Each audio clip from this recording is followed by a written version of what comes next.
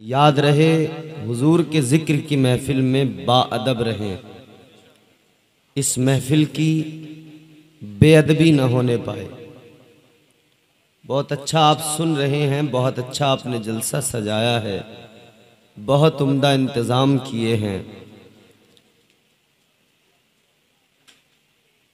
बानियाने जलसा और तमाम अराकीन व मुआविनीन व मुंतज़िमीन को मैं दुआ देता हूँ कि परवरदिगार आलम इस महफ़िल पाक की तमाम तर बरकतों से अराकीन व मुआविनीन को और तमाम सामईन को माला माल फरमाए। आमीन कहा करें दुआओं पर। आमीन कहने पर कोई पैसे तो नहीं जाते हैं, कोई परेशानी तो नहीं है आपको। जितने लोगों को परेशानी हो वो जा सकते हैं, मेरी तरफ से इजाज़त है। अगर यहाँ 50 लोग भी रह गए और वो दिल से सुनने वाले होंगे, वो मेरे लिए काफ़ी होंगे, क्योंकि हम मुसलमान हैं, हुजूर के ग़ुलाम। हमें भीड़ से कभी कोई तवक्को न रही है, न रहती है, न रहेगी। भीड़ से तवक्को नहीं रहती है। अल्हम्दुलिल्लाह इस्लाम के चाहने वाले 313 थे, तो उन्होंने इस्लाम का परचम बुलंद किया था। फिर करबला में 72 थे, तो उन्होंने इस्लाम का परचम बुलंद किया था। तो जब तक आप सुनेंगे नहीं, आपको पता क्या लगेगा? खाक। आपस में बातें करोगे तुम्हें क्या मालूम होगा क्या आने वाला आया, क्या बोल के चला गया। आराम से, संजीदगी से, सुकून से, इत्मीनान से सुने। और माफ करें, मैं बड़ा मुखालिफ हूं उन जलसों का जहां सिर्फ शोर शराबा होता है, जहां सिर्फ रात भर लोग जागते हैं, हाय हल्ला करते हैं, शोर करते हैं, और सुबह को उन्हें यह पता नहीं होता कि रात जलसे में आखिर हुआ क्या था। कोई फायदा नहीं है ऐसे जलसों से।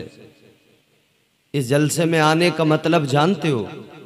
यहाँ आने का मतलब ये है कि यहाँ पे अल्लाह तबारक व तआला और उसके प्यारे महबूब का आप जिक्र सुने, जिक्र करें कि सवाब भी हासिल हो और हमें हमारी इस्लाह भी हो, और हमें ज़िंदगी गुजारने का सही जो सलीका और बांकपन है, जो दस्तूर हयात की शक्ल में अल्लाह ने कुरान की शक्ल में दस्तूर हयात अता किया है, वो हम तक पहुँचे और हम उस पर अमल करें। सुनेंगे इंशाअल्लाह? जोर से बोलो, सुनेंगे? तो सारा मजमा दिल लगा के बुलंद आवाज से दुरूद शरीफ पढ़कर सुनाए। आवाज बढ़ाओ, दूर से लेता रहे।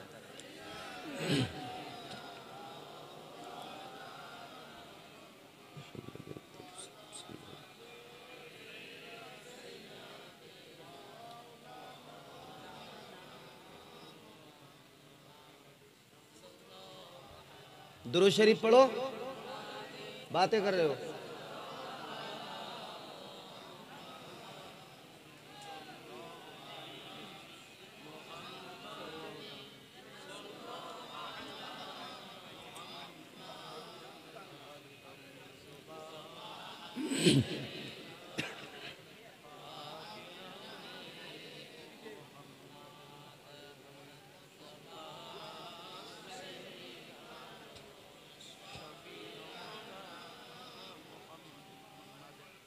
सल्लल्लाहु ताला अलैहि वसल्लम।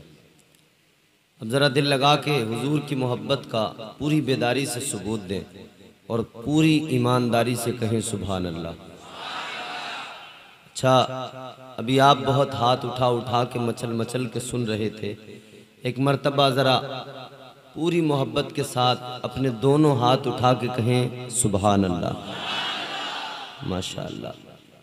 अब महसूस हुआ कि अब आप तैयार हैं सुनने के लिए। याद रखना मेरे अजीज़ों, मैं बारहा कहता हूँ, हमारा जो खालिक है, जो हमारा मालिक है, हमारा जो रब है, जिसने हमें पैदा किया है ना, वो बहुत करम करने वाला है, बहुत करम करता है, बड़ी उसकी अताएं हैं, बहुत फजल फरमाता है।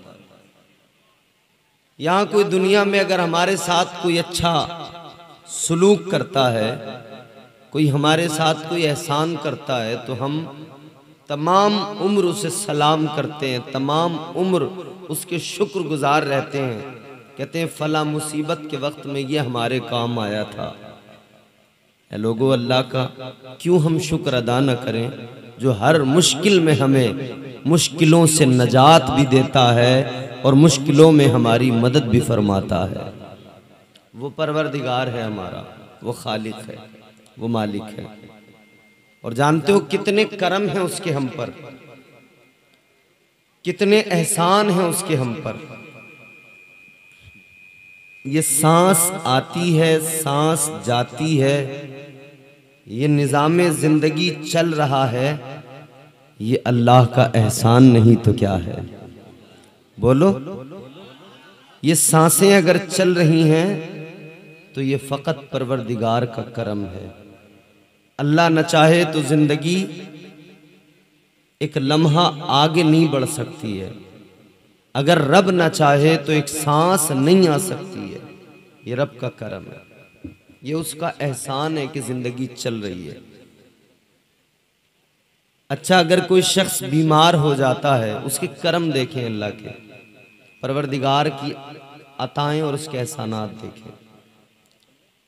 अगर कोई शख्स बीमार हो जाए, क्या करते हैं? उसको डॉक्टर के पास लेके जाते हैं, डॉक्टर को दिखाते हैं, दवाई दिलवाते हैं, आराम हुआ तो ठीक, वरना बड़े डॉक्टर को दिखाएंगे, शहर में लेके जाएंगे। चलो मैं आपके सामने एक छोटी सी बात रखकर अल्लाह के करम और उसके एहसानात का एहसास दिलाना चाहता हूँ। एक हाजी साहब थे, बीमार हो गए, तबीयत खराब हो गई। तबीयत ज्यादा खराब हुई, हार्ट प्रॉब्लम, हार्ट अटैक, दिल की शिकायत। और जानते हो जब दिल की शिकायत होती है, अटैक आता है ना, तो आदमी लम्हों में खत्म हो जाता है। बात समझ में आ रही है आपको? उर्दू समझने में दिक्कत तो नहीं है? ताजदारे मदीना वालिए कौनैन मुस्तफ़ा करीम का कलमा पढ़ने वालों, नबी के आशिकों, गौर करो।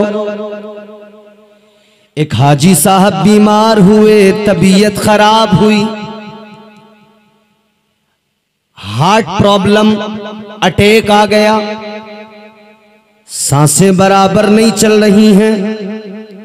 डॉक्टर को दिखाया गया, डॉक्टर ने कहा एडमिट कर दो हॉस्पिटल में। एडमिट कर दिया गया। एक एक लफ्ज तवज्जो से सुनना, सुकून से, बिल्कुल हाय हल्ला नहीं, शोर नहीं, आराम से सुनना। इसलिए कि सिर्फ शोर से कुछ नहीं होता, कुछ समझ में भी आना चाहिए। बरगे हिना पे लिखता हूँ मैं दर्द दिल की बात, शायद के रफ्ता रफ्तार लगे दिलरुबा के हाथ। अंदाजे बयां गर्चे बहुत शौक नहीं है, शायद के तेरे दिल में उतर जाए मेरी बात। जब बीमार हुए, एडमिट कर लिया डॉक्टर ने, तो एडमिट करने के बाद में कहा कि इनकी तबीयत ज़्यादा ख़राब है, इन्हें मशीन पर रखना पड़ेगा। आप भी कभी किसी मरीज को देखने के लिए अस्पताल गए होंगे, वो मशीन आपने भी देखी होगी। नदीम भाई, एक मशीन होती है जिसे वेंटिलेटर मशीन कहते हैं, एक मशीन होती है जिसे बाईपाइप मशीन कहते हैं। जब तबीयत ज्यादा खराब हो जाए, सांस लेने में दुश्वारी होती हो, जब तबीयत ज्यादा खराब हो जाए, सांस नहीं आता हो, ऑक्सीजन की दिक्कत हो, तो वेंटिलेटर मशीन पे रखा जाता है पेशेंट को, ऑक्सीजन भी दी जाती है, उसके दिल की धड़कनों को भी काबू किया जाता है। हाजी साहब को उसी मशीन पर रख दिया गया। एक दिन, 2 दिन, 3 दिन मशीन पर रहे, तबीयत में सुधार आने लगा, बीमारी कम हुई, तबीयत अच्छी हुई। जब आराम मिला तो डॉक्टर ने कहा अब तुम घर जा सकते हो। अब तुम्हें छुट्टी दी जाती है, डिस्चार्ज किया जा रहा है हॉस्पिटल से, घर चले जाओ। डॉक्टर साहब ने डिस्चार्ज कर दिया, बिल बना के दिया, 1 लाख रुपए का बिल बना के दिया। हाजी साहब ने बिल का पर्चा देखा तो आंखों में आंसू आ गए, रोने लगे। डॉक्टर ने कहा हाजी साहब क्या हुआ, रोने क्यों लगे, आंखों में आंसू क्यों आ गए?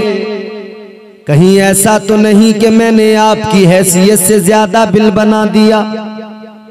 आपके पास देने के लिए पैसे नहीं है, बिल ज्यादा हो गया, इसलिए तो आंखों में आंसू नहीं आए, इसलिए तो नहीं रो रहे कि बिल ज्यादा हो गया। इतना सुनाए तो हाजी साहब ने कहा डॉक्टर बिल की बात नहीं, पैसों की बात नहीं, 1 लाख की बात नहीं, 1 लाख क्या, अगर 2 लाख का बिल भी होता तब भी मैं बड़े आराम से दे देता। मैं पैसों की वजह से नहीं रोया, मैं बिल की वजह से नहीं रोया। तो डॉक्टर ने कहा किस लिए रोए, रोने की वजह बता दो, रोने का रीजन बता दो, सबब बता दो। तो डॉक्टर से हाजी साहब कहने लगे तेरा बिल देख के नहीं रोया, मैं अल्लाह के करम को याद करके रोया हूँ। 3 दिन तेरी मशीन पे रहा, 3 दिन तूने ऑक्सीजन दी है, 3 दिन तेरी मशीन ने दिल की धड़कनों को कंट्रोल किया, 3 दिन तेरे अस्पताल में रहा, तूने 1 लाख का बिल बना के दे दिया। मुझे अल्लाह का करम याद आ गया, मेरा परवरदिगार 60 साल की मेरी जिंदगी हो गई, हर दिन मेरा खुदा मुझे ऑक्सीजन भी देता है, हर दिन मेरा परवरदिगार मेरे दिल की धड़कनों को भी चलाता है, हर दिन मेरा खुदा मुझे बीमारियों से वबाओं से बचाता है, हर दिन मेरा खुदा मुझे ऑक्सीजन दिया करता है। लेकिन मेरे खुदा ने आज तक मुझे बिल बना के नहीं दिया है। बोलो कभी अल्लाह ने कोई बिल मांगा तुमसे कि मैं तुम्हें ऑक्सीजन देता हूं, मुझे इसकी कीमत दो, इसका बिल दो? कभी अल्लाह ने कुछ मांगा तुमसे कि मैं तुम्हें रोजाना ताजा फ्रेश हवा देता हूं, मैं तुम्हें खाने को फल देता हूं, सब्जियां देता हूं, गल्ला देता हूं, अनाज देता हूं, सब कुछ देता हूं? रब ने कभी कीमत मांगी? अगर अल्लाह कीमत मांग लेना तो परवरदिगार की इन नेमतों पर हमारी औकात नहीं कि हम कीमत अदा कर सकें। ये फ़कत उसका करम है, ये फ़कत उसकी अताएं हैं, ये फ़कत उसके एहसानात हैं। तो जब भी अल्लाह तबारक व तआला परवरदिगार आलम के एहसानात को याद किया करो तो अपने रब का शुक्र अदा किया करो, इसलिए कि शुक्र अदा करने से नेमतों में इजाफा होता है, नेमतें अल्लाह बढ़ा दिया करता है। जो बंदा अल्लाह का शुक्र अदा किया करता है अल्लाह ताला नेमतें बढ़ा दिया करता है, अल्लाह उस पर अपने करम और अताओं और इनायतों में इजाफे कर दिया करता है। परवरदिगार का करम बढ़ता चला जाता है, परवरदिगार की अताएं बढ़ती चली जाती हैं। ऐ मेरे सुन्नी मुसलमानों, ऐ नबी के आशिकों, जरा गौर से सुनो, आओ जरा मुस्तफ़ा के जिक्र की महफिल में आए हो। वो खुदा जिसने तुम्हें और मुझे पैदा किया, वो परवरदिगार जिसने तुम्हें और मुझे बनाया, वो तुम्हारा मेरा खुदा, वो खालिक़े कायनात जिसने लफ्ज़ कुन से कायनात को वजूद बख्शा है, वो खुदा जिसने इतनी बड़ी कायनात को बनाया। और इतनी बड़ी कायनात बनाने के लिए ए लोगों जरा गौर तो करो, हम छोटा सा घर बनाते हैं, हम छोटा सा मकान बनाते हैं, कोई मालदार अपनी बिल्डिंग बनाता है, कोई बंगला बनाता है, उसे इंजीनियर की जरूरत पड़ती है। पहले इंजीनियर नक्शा तैयार करके देता है, फिर वो मकान तैयार होता है। पहले इंजीनियर नक्शा बनाता है, इंटीरियर डिजाइनर आता है, वो अलग आपको डिजाइनिंग के बारे में बताता है, इंटीरियर कैसा रहेगा। छोटा सा मकान बनाने के लिए एक इंजीनियर चाहिए, इंटीरियर वाला चाहिए, पेंट वाला चाहिए, मेमार चाहिए, इतने लोगों की जरूरत होती है। लेकिन सुनो, परवरदिगार परवरदिगारे आलम ने, खालिक़े कायनात ने इतनी बड़ी कायनात को बना दिया, मगर सुनो मेरे अजीजों, अल्लाह ने किसी इंजीनियर से नक्शा नहीं बनवाया, अल्लाह ने किसी इंटीरियर डिजाइनर को नहीं बुलाया, अल्लाह तबारक व तआला ने इसके लिए किसी को ऐसा नहीं किया कि इसके डिजाइन के लिए अल्लाह तबारक व तआला को किसी इंजीनियर की जरूरत पड़ी हो, बल्कि अल्लाह तबारक व तआला ने चाहा दुनिया को पैदा किया जाए, अल्लाह ने फरमाया कुन हो जा फयकुन, फिर सारी कायनात पैदा हो गई। वो सुपर पावर है, वो सुपर पावर, उसकी शान क्या है? परवरदिगारे आलम का कुरान कहता है इन्नल्लाह अला कुल्ली शैइन कदीर। वो सुपर पावर, ताकत वाला, कुदरत वाला, वो हमारा खुदा है। हम उस खुदा का नाम लेते हैं, उसके सामने अपनी पेशानी झुकाते हैं, और ये भी फकत उस रब का करम है कि उसने हमें तौफीक दी है कि हम राह हक पर हैं और हम रब के सामने अपनी पेशानियां झुकाते हैं। वरना मियाँ दुनिया में कितने लोग हैं, समझ रहे हो? दुनिया के अंदर न जाने कितने लोग हैं। कोई आग को अपना खुदा समझ रहा है, आग के सामने झुका हुआ है। कोई पत्थरों को अपना माबूद मानकर उनके सामने सर झुकाए हुए खड़ा है। कोई दरियाओं को, पानी को, बहते पानी की मौजों को खुदा मान बैठा, उसके सामने सर झुका दिया। खुदा की तलाश में लोग निकले, किसी ने दरियाओं के आगे सर झुकाया, किसी ने पत्थरों के आगे सर झुकाया। खुदा को ढूंढने चले लोग, लेकिन खुदा न मिल सका। किसी ने खुदा मान लिया पत्थरों को, किसी ने पेड़ों को, दरख्तों को खुदा मान लिया। उस रब का एहसान मानो कि उस परवरदिगार आलम ने तुम्हें और मुझे गुमराहों के दरमियान नहीं रखा, अल्लाह ने कुफ्र में मुब्तला नहीं रखा। ये अल्लाह का एहसान नहीं तो क्या है, ये उस रब का करम नहीं तो क्या है कि उस परवरदिगार ने आपको और मुझे साहिबे ईमान बनाया है। ईमान की दौलत अल्लाह ने अता फरमाई है, अल्लाह ने मोमिन बना दिया। ए लोगो, अल्लाह ने मोमिन बनाया तो शान भी कितनी बुलंद की, और मुझे और आपको और ज्यादा खुश होना चाहिए। मोमिन बनाने के साथ में अल्लाह ताला ने ये भी करम किया कि मुझे और आपको अपने प्यारे महबूब का उम्मती बना दिया है, ताजदारे मदीना का गुलाम बना दिया है। ए लोगो, हम अपनी किस्मतों पे जितना नाज करें कम है, इसलिए कि जब हम पैदा हुए हमारे कान में अजान पड़ी गई, हमें बता दिया गया अशहदु अन्ना मुहम्मदन रसूलुल्लाह। हमारे कान में पढ़कर बता दिया गया, ओ पैदा होने वाले, ओ दुनिया में आने वाले, खुश हो जा कि तू मुस्तफा का गुलाम बन के आया है। ये उसका करम नहीं तो क्या है। याद करो रब के एहसानात, उसके करम को याद करो। मेरी तुम्हारी इंसान की औकात क्या थी? ये फकत परवरदिगार आलम का करम है, खालिक़े कायनात का करम है कि हम दुनिया में मौजूद हैं। अच्छा, इंसान अगर अपनी हकीकत को देखे, क्या हकीकत है इंसान की? अल्लाह इज्जत न देता तो इंसान की औकात क्या?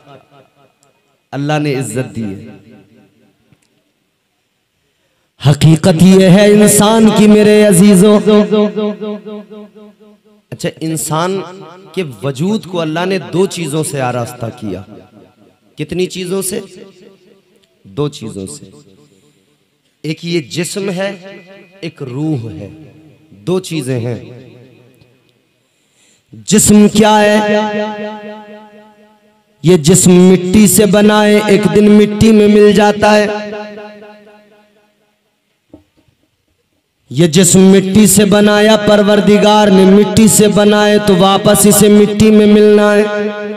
इसीलिए तो अल्लाह ने कुरान में फरमाया ना, परवरदिगार आलम ने फरमाया मिन्हा खलकनाकुम व फीहा नुईदुकुम व मिन्हा नुखरिजुकुम तारतन उखरा। अल्लाह ने क्या फरमाया? परवरदिगार आलम ने फरमाया ये जो जिस्म है ना मिट्टी है, फरमाया इंसान तुझे हमने मिट्टी से बनाया, व फीहा नुईदुकुम, फिर वापस तुझे मिट्टी में मिला दिया जाएगा, व मिन्हा नुखरिजुकुम तारतन उखरा, फिर वो दिन भी आएगा कि इसी मिट्टी से तुझे दोबारा फिर उठाया जाएगा। अल्लाह ताला का करम देखो, अल्लाह ने इंसान को मिट्टी से बनाया, मगर मिट्टी से बनाने के बावजूद इज्जत कितनी अता की है, अल्लाह ने अशरफ बना दिया। कितनी इज्जत अता की अल्लाह ने, अफजल बना दिया। शैतान तो इसी हसद में मर गया, वो कहता था मैं अफजल हूँ, मगर परवरदिगार ने फरमाया कि मैंने अफजलियत का ताज तो इंसान को अता कर दिया, मैंने अफजलियत का ताज तो आदम के सर पे सजा दिया। अल्लाह ने जनाबे हजरत आदम अलैहिस्सलाम को पैदा किया, परवरदिगार आलम खालिक कायनात ने, अच्छा गौर करो, इंसान को बनाया अल्लाह ने मिट्टी से बनाया। अब जरा बनाने का प्रोसेस भी देखें, अल्लाह ने किस तरह से बनाया। अल्लाह ने फरिश्तों के दरमियान फरमाया, खालिक कायनात ने फरमाया, तुम्हारे मेरे खुदा ने फरिश्तों के दरमियान फरमाया। अल्लाह तबारक व तआला ने फरमाया कुरान पढ़ो मेरे अजीजों, कुरान बताता है, कुरान सुना करो, कुरान को समझा करो, कुरान को पढ़ा करो। इसलिए नहीं पढ़ते कुरान को। आज तो हमारा हाल ये, साल में एक मरतबा जब रमजान आ गया हमने ताकों से कुरान को उठा लिया, हमने एक मरतबा साल में कुरान की तिलावत की, हमने समझा बस काम हो गया, कुरान की तिलावत का हक अदा हो गया, उसके बाद में फिर कुरान को ताकों में रख दिया। नहीं मेरे प्यारे, साल में एक मरतबा पढ़ने के लिए कुरान मजीद नहीं दिया अल्लाह ने। ये तो दस्तूर हयात है, ये तो आईने जिंदगी है, ये तो निज़ाम खुदा है जो अल्लाह ने अता फरमाया है। ऐ लोगों गौर करो, परवरदिगार आलम ने कुरान मजीद अता किया। अब अल्लाह ने कुरान में इंसान के पैदा करने, उसकी तख्लीक के प्रोसेस को बयान किया। अल्लाह ताला ने कितनी इज्जत दी है, लोगों गौर करो। परवरदिगार आलम ने फरिश्तों के दरमियान फरमाया, अल्लाह ने ऐलान किया व इज़ क़ाला रब्बुका व इज़ क़ुलना लिल मलाइकति इसजुदू लि आदम फसजदू व इज़ क़ुलना लिल मलाइकति इसजुदू लि आदम। अल्लाह ने जब पैदा कर दिया ना, तो फिर फरिश्तों को सजदे का हुक्म दिया। ये इज्जत दी अल्लाह ने इंसान को। और पैदा करने से पहले क्या फरमाया? व इज़ क़ाला रब्बुका लिल मलाइकति इन्नी जाइलुन फिल अर्दि खलीफा। परवरदिगार आलम ने फरमाया, ऐ फरिश्तों मैं जमीन में अपना खलीफा बनाने वाला हूं, जमीन में अपना खलीफा। अब यहां से मेरे लफ्जों को जरा तवज्जो से सुनना। अल्लाह ने क्या फरमाया? मैं जमीन में अपना खलीफा बनाने वाला हूं। तो ये बात तो तय हो गई ना, ये तो अल्लाह ने ऐलान कर दिया ना कि इंसान को बनाया जा रहा है जमीन के लिए, खिलाफत अर्जी दी जाएगी, जमीन के लिए पैदा किया जा रहा है। मगर अब एक सवाल करता हूं, मुझे बताओ, और तुम सब जानते हो, अल्लाह ने हजरत आदम अलैहिस्सलाम को, पहले इंसान को जब पैदा किया तो ऐलान तो ये था कि जमीन में अपनी खिलाफत अता करूंगा, जमीन में खलीफा बनाऊंगा। लेकिन अल्लाह ने हजरत आदम को पैदा करके रखा कहां पर? जानते हो कहां रखा अल्लाह ने? जन्नत में रखा। कहां? अरे बोलो। हजरत आदम अलैहिस्सलाम को अल्लाह ने पैदा किया तो कहां रखा? जोर से बोलो। जन्नत में। जिसे जन्नत में जाना हो ना, वो जन्नत का तसव्वुर करे। फिर सुने, अल्लाह ने जन्नत में रखा। ये उलमा बैठे हैं, आपको बताएंगे, तस्दीक करेंगे। हमारे मोहतरम मद्दाह खैरुल नाम नदीम रज़ा फैज़ी साहब, आपने इनसे भी कलाम सुने, बहुत उम्दा आवाज़, बहुत उम्दा अंदाज। आप मचल रहे थे, उछल रहे थे, खुश हो रहे थे। वाकई नाते मुस्तफ़ा सुनकर आशिकों का कलेजा ठंडा होता है, दिल को सुकून मिलता है। बिल्कुल ये सच्ची बात है। तो इनका अंदाज, इनका आपने लबो लहजा से मात किया है। अब जरा ये दो चार बातें मेरी भी आप तवज्जो से सुने। हजरत आदम अलैहिस्सलाम को अल्लाह ने पैदा किया तो कहां रखा? जन्नत में। अगर हम आलम ख्याल में सवाल करें, परवरदिगार तूने हजरत आदम अलैहिस्सलाम को पैदा करने से पहले ऐलान कर दिया था आदम को बना रहा हूँ, इंसान को बना रहा हूँ, ज़मीन में खिलाफत अता करूँगा, तो मौला ज़मीन पर ही भेज देता। तूने आदम को जन्नत में क्यों रखा? बात समझ रहे हैं आप? ए भैया इधर देखो मेरी तरफ सामने, जरा जोर से बोलो सुभान अल्लाह। नबी का जिक्र सुन रहे हो ना? हुजूर के जिक्र की महफिल है ना, तो जरा प्यार से मुस्कुरा के बोलो सुभान अल्लाह। यार लाजवाब नबी की लाजवाब उम्मत,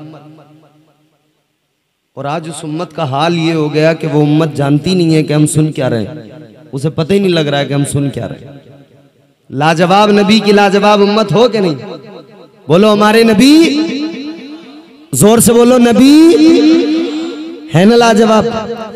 यूं तो सारे नबी मोहतरम है, मगर यूं तो सारे नबी मोहतरम है, मगर सरवरे अंबिया तेरी क्या बात है। यूं तो सारे नबी मोहतरम है, मगर सरवरे अंबिया तेरी क्या बात है। रहमते दो जहां एक तेरी जात है, रहमते दो जहां एक तेरी जात है। या हबीबे खुदा तेरी क्या बात है।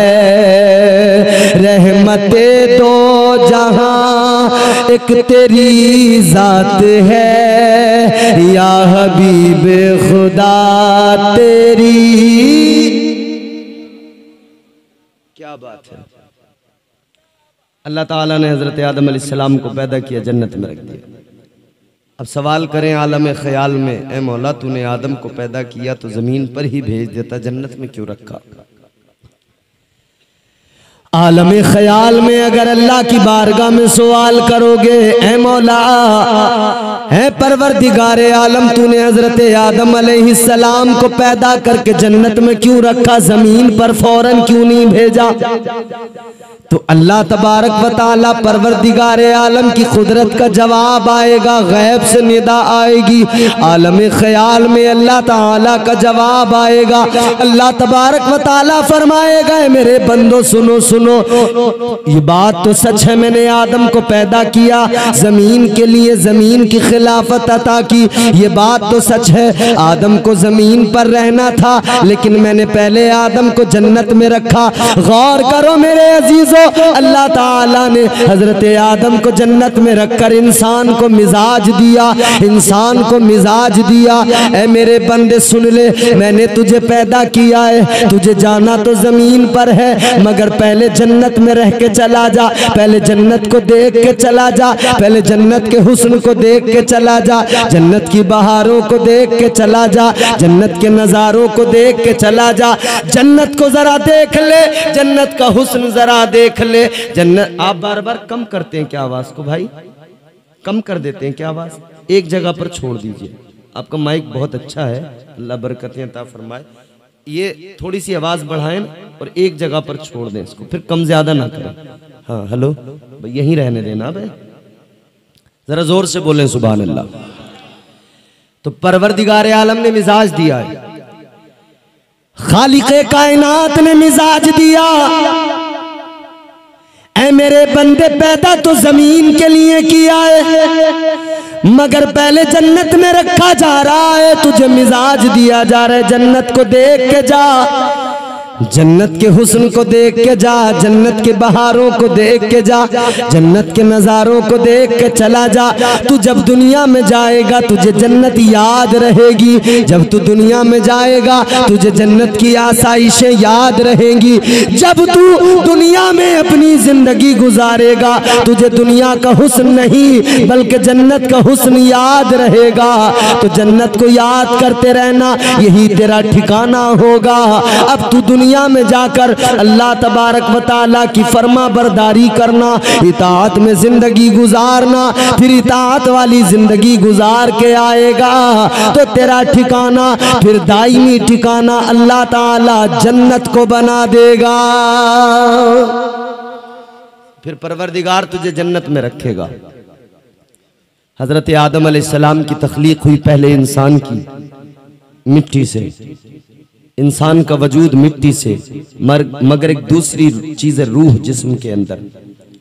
वो रूह मिट्टी से नहीं बनी है, वजूद मिट्टी से है तो मिट्टी में मिल जाता है, जिस्म मिट्टी से है मिट्टी में मिल जाता है, मगर रूह मिट्टी से नहीं है।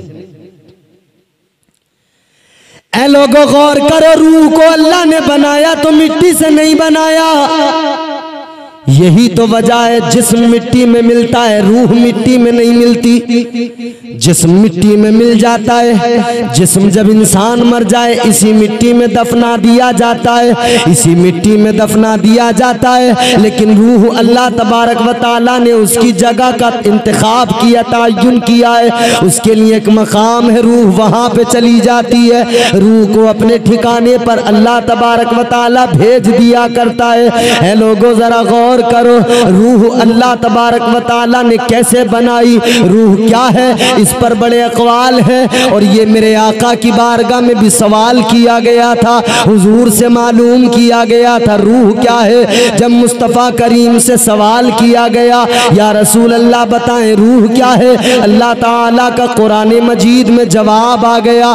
परवरदिगार आलम का कुरान कहता है, अल्लाह ने फरमाया यसअलूनका अनिर रूह मिन अमरी रब्बी। अल्लाह ताला ने कुरान मजीद में फरमाया, ए मेरे महबूब ये जो तुमसे रूह के बारे में सवाल करते हैं, ये जो रूह के बारे में मालूम करते हैं, आप इनसे फरमा दीजिए रूह क्या है। रूह अल्लाह ताला का एक हुक्म है, रूह अल्लाह का एक अम्र है, अम्र रब है, ये हुक्म खुदा है, अम्र खुदा है। अल्लाह ताला ने फरमा दिया, इससे ज्यादा इसके चक्कर में ना पड़े। रूह क्या है, अल्लाह ने बहरहाल रूह को बनाया है, जिस्म को बनाया है, और जिस्म की और रूह की लड़ाई रहती है। रूह एक अलग पैगाम देती है और जिस्म इंसान का चूंकि मिट्टी से बना है ये एक अलग पैगाम देता है। जिस्म की और रूह की दोनों की, इन दोनों का इख्तिलाफ होता है। लेकिन लोगों अब इंसान किसकी बात को तस्लीम करे, जिस्म की बात को तस्लीम करे या रूह की बात को तस्लीम करे। कुछ काम ऐसे हैं इंसान का जिस्म कहता है इस काम को कर ले, तेरे जिस्म को सुकून मिलेगा। जिस तरह से आप रात को आराम करते हैं, रात को सोते हैं, तो जिस्म कहता है सो जा आराम मिलेगा, जिस्म कहता है बिस्तर पर लेट जा, जिस्म कहता है आराम की जरूरत है। जिस्म थक जाता है, इसे आराम की जरूरत होती है। मगर रूह भी एक जिस्म के अंदर है। रूह बंदे से कहती है सोना तो है मगर खबरदार ऐसे ही नहीं सो जाना, जिस्म का आराम देखना, लेकिन जिस्म के आराम के साथ साथ रूह की तस्कीन का भी ख्याल करना, रूह के आराम के बारे में भी सोचना। अगर ऐसे ही सो गया, जिस्म को आराम तो मिल सकता है, रूह को आराम नहीं मिलेगा।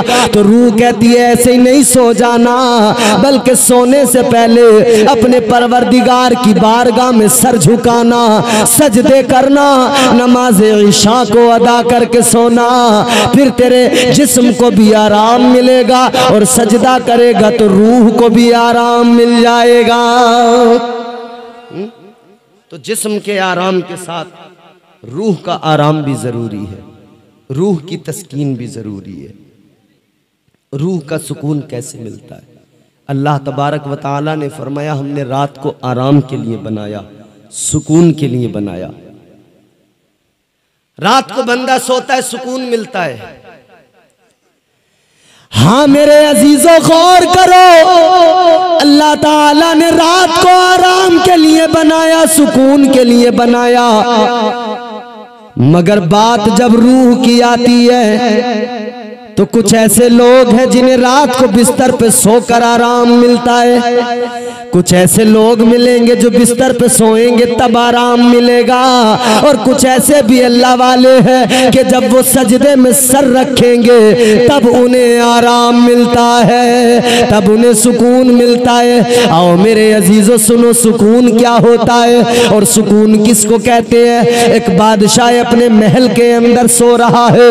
एक बादशाह है जो अपने नरमो गुदाज बिस्तर पे लेटा है, मखमली बिस्तर पे लेटा है, बड़े मजे की नींद है उसकी, बड़े आराम की जिंदगी है उसकी। ऐ लोगों, लेकिन बादशाह ने खिड़की खोल के देखा, बाहर का मंजर है। बादशाह ने देखा एक फकीर है, उसके पास में कुछ भी नहीं है, न कोई गद्दा है न कोई बिस्तर है, उसके पास में कोई बेड नहीं, कोई चारपाई नहीं है। उस फकीर के पास में एक फटी हुई चादर है। एक फटी हुई चादर को लेकर वो फकीर रोड पर लेट गया, रोड के फुटपाथ पर सोने लगा। जब रोड के फुटपाथ पर फकीर सो रहा है, जब उसने अपनी चादर को आधी को बिछाया, आधी चादर को अपने जिस्म पर डाल लिया, आधी चादर को बिछाकर आधी चादर को उसने ओढ़ लिया, वो फुटपाथ पर लेट गया, फुटपाथ पर नींद लेने लगा। बादशाह देख के सोचने लगा, एक मेरी जिंदगी है, मैं महलों के अंदर नरमो गुदाज बिस्तर पे सोता हूँ, मेरे इर्द गिर्द खादिम हुआ करते हैं। एक इसकी जिंदगी है फकीर की कि इसके पास में बिस्तर तक नहीं है, इसके पास में न कोई बेड है, न कंबल, न तकिया है, एक फटी चादर है, उसी को आधी को बिछा रहा है और उसी को आधी को जिस्म पे ओढ़ रहा है। लोगों, रात तो गुजर गई, अब सुबह का उजाला फैला, सुबह की सफेदी नमूदार हो गई, सुबह का उजाला हुआ। बादशाह ने कहा महल को सजाओ जरा और फकीर को बाहर से बुलाओ। फकीर को बाहर से बुलाया गया। बादशाह ने फकीर को बुलाकर मालूम किया, ए फकीर ये बता तेरी रात कैसी गुजरी है। मैं हूँ जो महल के अंदर सोता हूँ, नरमो गुदाज बिस्तर पे सोता हूँ, एक तू है, तेरी जिंदगी है, तू फुटपाथ पे सोया करता है। तो बादशाह ने कहा बता तेरी जिंदगी कैसी, तेरी रात कैसी गुजरी। तो बादशाह के सामने वो फकीर कहने लगा, ऐ बादशाह मेरी रात के बारे में मालूम कर रहा है तो सुन ले, मेरी आधी रात तेरी रात की तरह गुजरी है और आधी रात तेरी रात से भी ज्यादा अच्छी गुजरी है।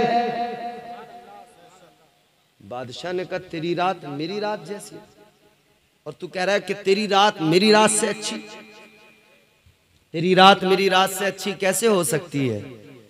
तू फुटपाथ पे सो रहा था, मैं महल में सो रहा था, मैं अपने मखमली बिस्तर पे सो रहा था और तू फुटपाथ पर सो रहा था। तेरी रात मेरी रात से अच्छी कैसे हो गई? तो बादशाह को जो फकीर ने जवाब दिया ना, वो जवाब सुनो मेरे अजीजों। वो फकीर कहने लगा बादशाह से, ऐ बादशाह तू अपने महल में सोया, तू अपने नरमो गुदाज बिस्तर पे सोया, मैं फुटपाथ पे रोड पे सो गया, लेकिन जब मुझे भी नींद आ गई, तुझे भी नींद आ गई, तो नींद आने के बाद में फिर इसका एहसास नहीं होता कि कौन कहाँ सो रहा है। नींद सबको एक जैसी आती है। बोलो, या सोते में भी आपको पता रहता मैं मखमल के गद्दे पे लेटा हूं, सो गए, नींद सबकी एक जैसी है। नींद नींद होती है। बादशाह से फकीर कहने लगा तू भी सो गया, मैं भी सो गया। सोने से पहले तक एहसास था कि मैं रोड पर हूं, तू महल में है, लेकिन जब सो गए तो दोनों की नींद एक जैसी हो गई, सो गए। तो फिर आगे जो रात गुजरी है वो तेरी मेरी एक जैसी गुजरी है। तू भी सो गया, मैं भी सो गया, तुझे भी नींद आ गई, मुझे भी नींद आ गई, और नींद में दोनों की रात एक जैसी हो गई। फकीर कहने लगा बादशाह आधी रात तूने भी सोकर गुजारी, मैंने भी सोकर गुजारी। कहता है आधी रात तो मेरी बिल्कुल तेरी रात की तरह गुजरी, मगर कहने लगा आधी रात के बाद में फिर मेरी रात अच्छी हो गई, तेरी रात से ज्यादा अच्छी गुजर गई। कहने लगा आधी रात तक मैं सोता रहा तेरी जैसी रात, मगर आधी रात के बाद में मैं उठा। मैंने उठने के बाद में अपने मालिक को याद करना शुरू कर दिया। मैंने उठने के बाद में सजदे में सर झुका दिया, अपने परवरदिगार को याद करने लगा। मैं रब के हुजूर मुनाजात करने लगा। जब मैंने अपने रब को याद करना शुरू किया तो फिर जो मुझे सुकून मिला, फिर जो अल्लाह का करम हुआ, रब की रहमतों ने मुझे आगोश में ले लिया। फिर जो आधी रात गुजरी है ऐ बादशाह, वो आधी रात मेरी तेरी रात से हजारों दर्जा अच्छी गुजरी है। तो बादशाहों की महल के अंदर गुजारी हुई रातें फकीरों की रातों से अच्छी नहीं हो सकती है। अल्लाह को याद करके देखो दिल से, फिर कितना सुकून मिलेगा। अच्छा, आप खानकाहों से जुड़े हुए लोग हैं, मसरूर मियाँ, आप उनसे ताल्लुक रखते हैं, हुजूर आला हजरत से ताल्लुक रखते हैं, दीगर बुजुर्गों से, सरकार गौसे आजम से, सरकार अजमेर हजरत ख्वाजा मोइनुद्दीन चिश्ती से, इन तमाम बुजुर्गों से ताल्लुक रखते हैं। इनकी जिंदगियां देखी हैं कभी? क्या सिखाया है इन्होंने, क्या पैगामात दिए हैं इन्होंने। मसरूर मियाँ के मानने वालों, खानकाहों ने क्या किया, पीरों ने क्या दिया। खानकाहों ने खालिस दीन दिया, अल्लाह की मोहब्बत दिलों में डाली। आओ चलो बगदाद की सरजमीन पे चलो, ताजदारे बगदाद सरकार गौसे आजम रदी अल्लाह ताला अन्हु, पीरों के पीर, पीराने पीर, दस्तगीर सरकार गौसे आजम की जिंदगी को देख लो। क्या दिया सरकार गौसे आजम ने, जिंदगी भर यही तो दिया।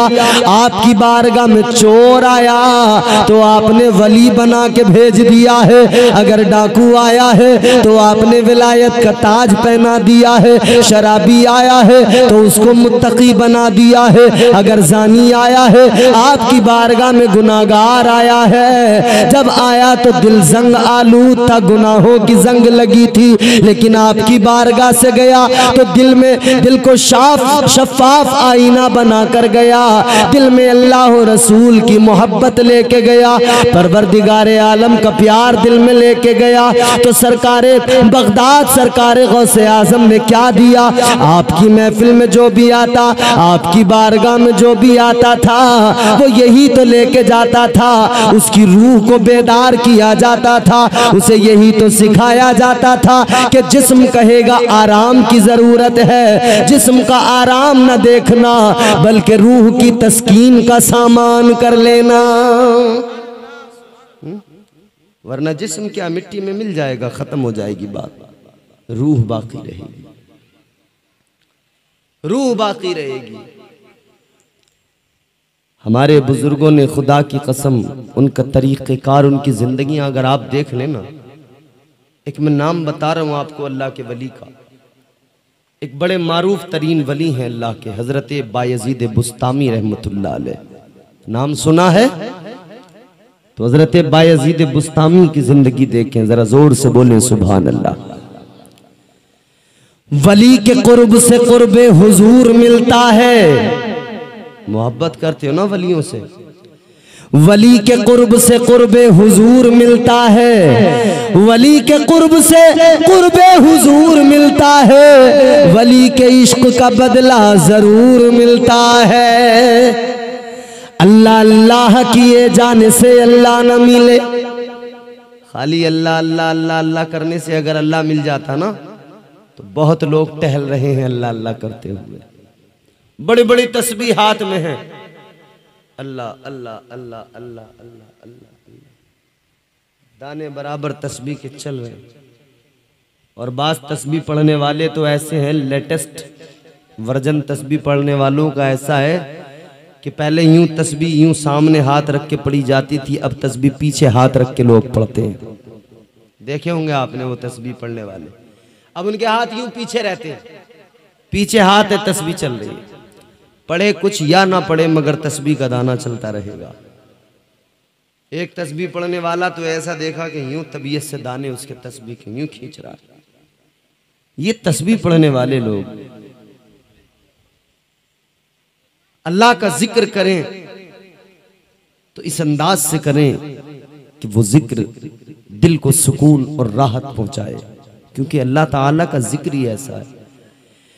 परवरदिगारे आलम ने कुरान मजीद में फरमाया, अला बिज़िक्रिल्लाहि तत्मइन्नुल क़ुलूब। अल्लाह का कुरान कहता है अल्लाह का जिक्र है जो दिलों को सुकून देता है। अल्लाह के जिक्र से ही दिलों को सुकून मिला करता है, दिलों को इत्मीनान हासिल होता है। यह दुनिया बेचैन नजर आ रही है, इस्तिराब है, हर आदमी परेशान है, सुकून नहीं मिल रहा है, दिल को चैन नहीं मिल रहा है, आराम नहीं है जिंदगी में। कहां से मिलेगा सुकून, कहां से आएगा आराम? इधर उधर भागने वाले, अगर सुकून चाहिए तो चल जरा मस्जिद में चल, सर झुका सजदे में, फिर सुकून मिलेगा। चल जरा रब की बारगाह में चल, अपने रब को याद कर, परवरदिगार से अपना ताल्लुक मजबूत कर ले, फिर देख दिल को सुकून मिल जाएगा, रूह को इत्मीनान मिल जाएगा, तेरी तबीयत शाद हो जाएगी। अगर सुकून चाहते हो जिंदगी में तो परवरदिगार आलम से अपना राब्ता मजबूत कर लो, अपना रिश्ता रब से मजबूत कर लो। अगर जिंदगी में सुकून चाहते हो तो अल्लाह का जिक्र किया करो। हजरत बायजीद बुस्तामी बाजार गए, एक गुलाम खरीद कर लाए। बाजार से गुलाम खरीदा, आपने गुलाम से मालूम किया तेरा नाम क्या है? उसने कहा हुजूर मेरा नाम असलम है। गुलाम लेकर आ गए, कहने लगा हुजूर मेरा नाम है असलम। आपने फरमाया तेरा एक ही काम होगा, एक ही ड्यूटी होगी। क्या? फरमाया तेरा इतना सा काम होगा, तू हर रोज मुझे फजर की नमाज से पहले वुजू कराएगा। वुजू कराना सिर्फ तेरा काम, बाकी कोई काम नहीं। गुलाम भी खुश हो गया, चलो अच्छी जगह पे पहुंच गया, काम ज्यादा है ही नहीं, सिर्फ मुझे एक बार वुजू कराना पड़ेगा और कोई काम नहीं। अल्लाह तबारक व तआला के प्यारे वली हजरत बायजीद बुस्तामी ने उस गुलाम से कहा एक बार सिर्फ फजर में वुजू कराना है। कब कराना है? फजर में। कब? जोर से बोलो यार। फजर की नमाज के लिए। कितने लोग हैं जो फजर की नमाज पढ़ते हैं? उठाएं जरा हाथ, कितने लोग हैं? चलो रहने दो, मत उठाओ, मुझे मालूम है नहीं है, गिने चुने निकलेंगे 5-10। इतनी बड़ी तादाद, क्या ये हमारे लिए शर्म की बात नहीं? इतनी बड़ी तादाद जलसे में हम बैठे हैं, क्या नमाज हम पर फर्ज नहीं है? किसी और पर फर्ज है? अच्छा एक बात बताओ यार, अगर नमाज हम नहीं पढ़ेंगे बताओ कौन पढ़ेगा फिर? अरे नमाज हम पर ही तो फर्ज है, ये मंदिर में घंटा बजाने वालों पे फर्ज है? बोलो। अबे हम नहीं पढ़ेंगे तो कौन पढ़ेगा? कोई और पढ़ेगा। मगर अजीब बात है, अजीब तमाशा है यार।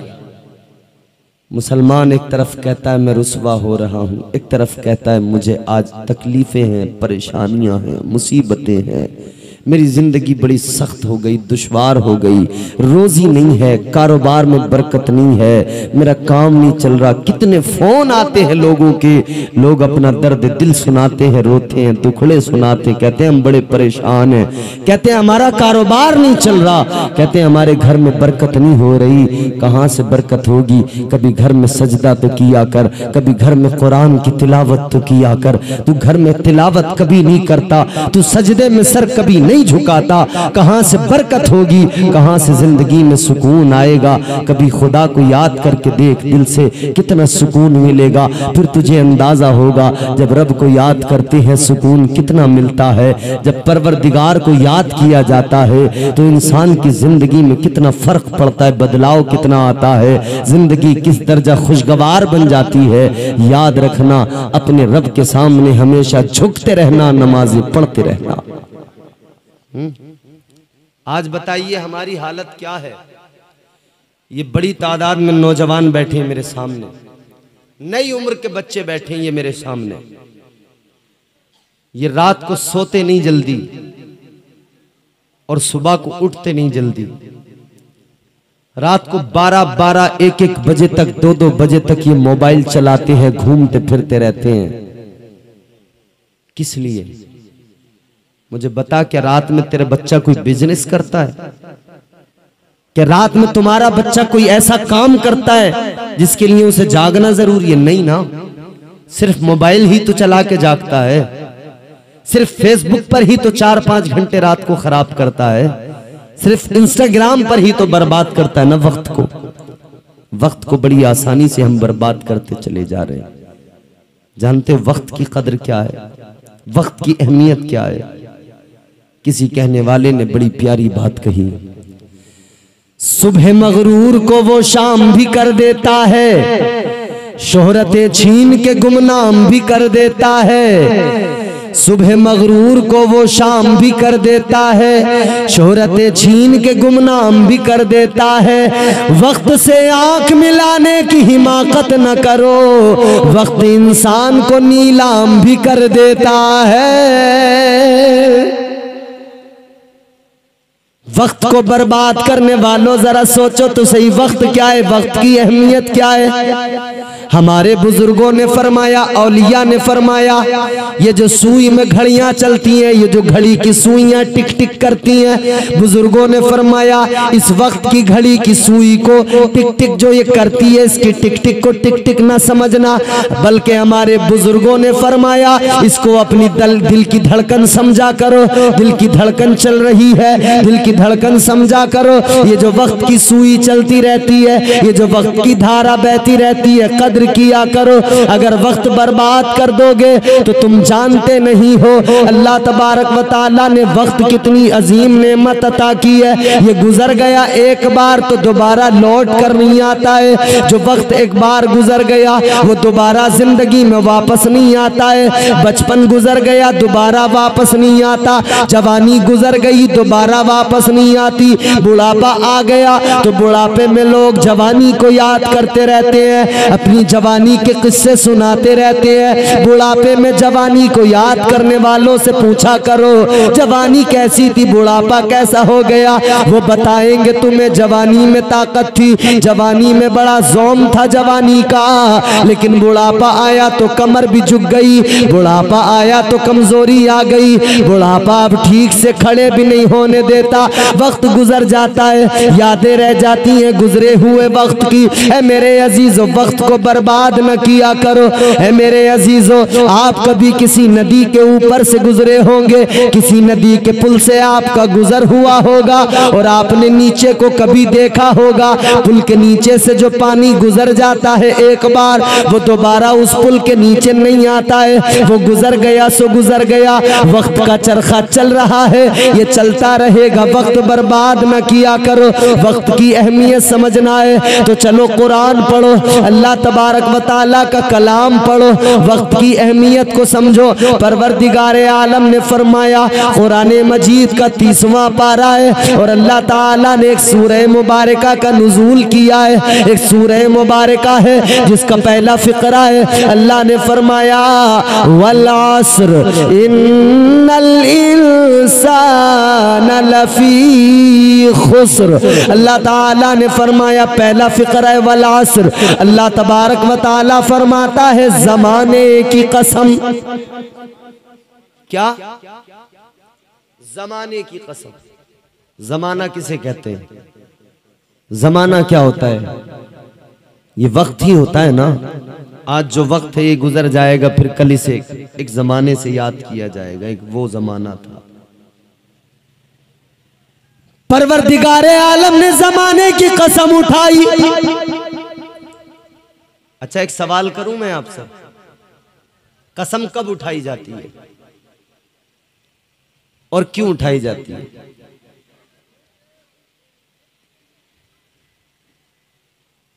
जो सच बोलता है उसे क्या कभी कसम खाने की जरूरत पड़ती है?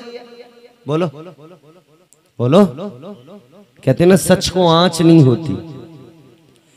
मगर मुझे बताओ कायनात में कौन है इतना बड़ा सच्चा कि खुदा से ज्यादा सच बोलने वाला हो? सबसे बड़ा सच्चा परवरदिगार है, सबसे बड़ा सच्चा खुदा है। बोलो सुभान अल्लाह। नींद आ रही है आप लोगों को? तकरीर खत्म कर दें या सुन रहे हैं आप? जोर से बोलें सुभान अल्लाह। अच्छा, हाथ उठा के एक बार बोलें सुभान अल्लाह। कोई तकलीफ तो नहीं हाथ उठाने में? कोई परेशानी? ये हाथ उठाना भी बेकार नहीं होता है, समझ रहे हो? हाथ उठाना मैं कुरान से साबित कर दूंगा, ये बहुत कामयाब है। लोगों जरा कुरान पढ़ा करो, हर चीज का जवाब मिल जाएगा। परवरदिगारे आलम का कुरान है, सुनो। आज तुमने हाथ उठा के सुभान अल्लाह कह दिया, रब का कुरान पढ़ो। अल्लाह ताला ने सूरह यासीन में फरमाया, अल यौमा नख्तिमु अला अफवाहिहिम व तुकल्लिमुना ऐदीहिम। परवरदिगारे आलम ने कुरान मजीद में फरमाया, मैदान महशर को याद करो लोगों। अल्लाह ने फरमाया महशर में जबानें बंद हो जाएंगी, हाथ गवाही देंगे। जबानें बंद हो जाएंगी, हाथ गवाही देंगे। आज अगर नबी के जलसे में बैठकर हाथ उठाए और अल्लाह की पाकी का ऐलान किया तो ये हाथ गवाह बन जाएंगे। कल मैदान महशर में ये हाथ गवाही देंगे, अल्लाह के सामने अर्ज कर देंगे, ऐ परवरदिगार तेरा बंदा गुनाहगार तो था ऐ मौला, मगर ये जब तेरा जिक्र सुनता था, ये जब तेरे महबूब की महफिल में आता था मौला, ये हाथों को उठाकर तेरी पाकी का ऐलान किया करता था। तो जब हाथ उठा के आप कहते हैं ना तो ये हाथ गवाह बन जाते, तो फिर ये हाथ मैदान महशर में गवाही देंगे, मौला इसने तेरा जिक्र सुन के, इसने तेरी बातें, तेरे महबूब का जिक्र सुन के तेरी पाकी का ऐलान कर दिया था। अल्लाह राजी हो जाएगा। तो मैंने अर्ज किया कसम की उसे जरूरत होती है जो एतबार दिलाना चाहता हो। और याद रखना सबसे बड़ा सच्चा परवरदिगार, खुदा से बड़ा सच्चा बोलो कोई है कोई? सबसे बड़ा सच्चा परवरदिगार। लेकिन परवरदिगारे आलम ने कसम उठाई, जमाने की कसम। अर्ज किया जाए मौला की बारगाह में, है मौला जमाने की कसम उठाई तूने, लेकिन मौला तू तो बड़ा सच्चा, तुझसे बड़ा सच्चा कोई नहीं, फिर तूने कसम क्यों उठाई? ए मौला तुझे कसम की क्या जरूरत? तो अल्लाह तबारक व तआला का जवाब आएगा, ऐ मेरे बंदो बात ये है, कसम उठाने की वजह ये है कि जब कसम उठाई जाती है ना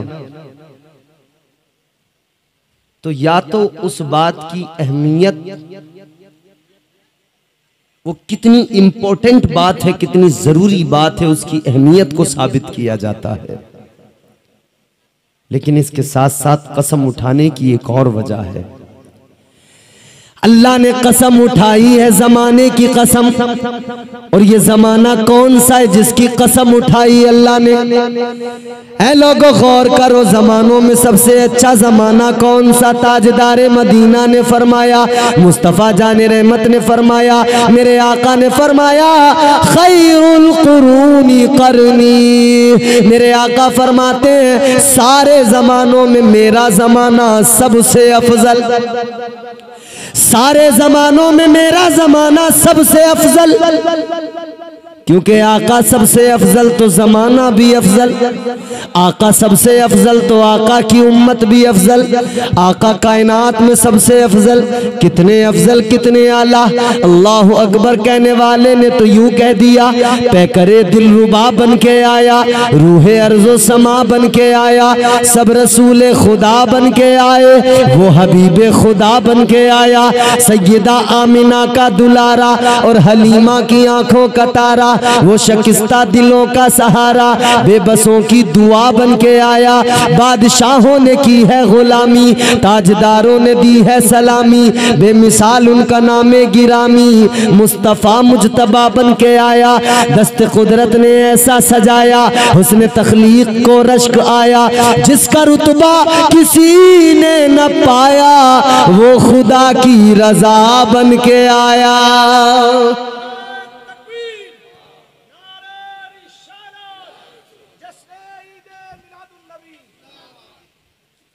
तो नबी सबसे अफजल है ना, कायनात में सबसे अफजल मेरे हुजूर है। हम गुलाम हुजूर की अफजलियत का ऐलान करते हैं, इसीलिए तो कहते हैं शाहे उमम फख्रे रुसुल, शाहे उमम फख्रे रुसुल, वल्लाह तेरी क्या शान है। शाहे उमम, शाहे उमम फख्रे रुसुल, वल्लाह तेरी क्या शान है। रूहुल अमी या शाहिदी, रूहुल अमी या शाहिदी, दर का तेरे दरबान है। रूहुल अमी या शाहिदी, दर का तेरे दरबान है। शाहे उमम। और एक शेर सुना रहा हूं आपको, अगर आपको अच्छा लगे तो बोलना, अच्छा ना लगे तो ना बोलना। रब की रजा चाहो अगर तो राजी करो सरकार को। अरे जोर से बोल दो। रब की रजा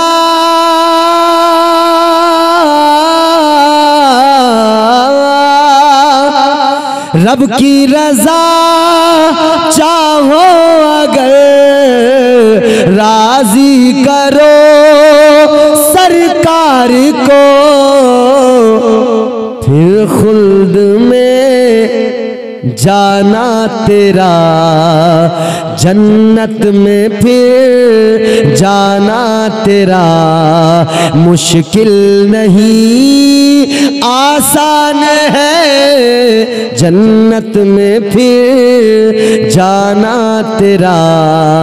मुश्किल नहीं आसान है। शाहे उमम।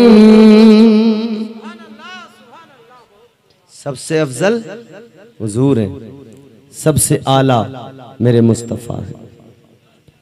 तो अल्लाह ताला ने ज़माने की कसम उठाई। हुजूर ने फरमाया सबसे अफजल, सबसे बेहतर ज़माना मेरा ज़माना। परवरदिगार आलम ने कसम उठाई इसलिए कि ज़माना हुजूर का अफजल है। तो ये कोई और ज़माना नहीं है जिसकी कसम उठाई गई, ये ज़माना मेरे मुस्तफ़ा का ज़माना। तो अल्लाह तबारक व तआला ने गोया कसम उठा के फरमाया कि रसूल जितना लाजवाब है उसका ज़माना भी तो मैंने अफजल बनाया है। इसीलिए उस ज़माने की अहमियत को बताने के लिए और वक्त की अहमियत को बताने के लिए अल्लाह ताला ने कसम उठाई है कि बंदों को मिजाज मिल जाए। वो ज़माना कि जिस ज़माने में हुजूर दुनिया में तशरीफ़ लाए, वो ज़माना कि जिसमें हुजूर मौजूद मौजूद है। और वो ज़माना सिर्फ वो ज़माना नहीं है, अगर कोई समझे कि हयात ज़ाहिरी के 63 साल जो हुजूर ने मक्का मदीना में गुजारे बस वही हुजूर का ज़माना, ऐसा नहीं है मेरे प्यारे। वो ज़माना भी हुजूर का ज़माना, उसके बाद वाला ज़माना भी हुजूर का ज़माना, और जिसमें हम रहते हैं वो भी मेरे आका का ज़माना है, और सुबह क़यामत तक मेरे मुस्तफ़ा का ज़माना है। हर ज़माना मेरे हुजूर का है, क़यामत तक मेरे आका का ज़माना है। आज भी आका का ज़माना, कल भी आका का ज़माना, सुबह क़यामत तक मेरे आका का ज़माना। इसलिए कि हुजूर कल भी थे, आज भी हैं, कल भी रहेंगे। कल भी आका मौजूद, आज भी मौजूद, और क़यामत तक मौजूद रहेंगे। और हम जब कलमा पढ़ते हैं तो हम यही तो ऐलान करते हैं, हम कहते हैं ला इलाहा इल्लल्लाह। कलमा शरीफ का पहला फ़िक्रा हम कहते हैं अल्लाह के सिवा कोई माबूद इबादत के लायक, जोर से बोलो, नहीं है। अल्लाह इबादत के लायक है। और दूसरा फ़िक्रा कहते हैं मुहम्मदुर रसूलुल्लाह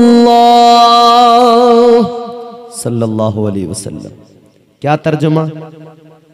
मुहम्मद सल्लल्लाहु ताला अलैहि वसल्लम अल्लाह के रसूल हैं।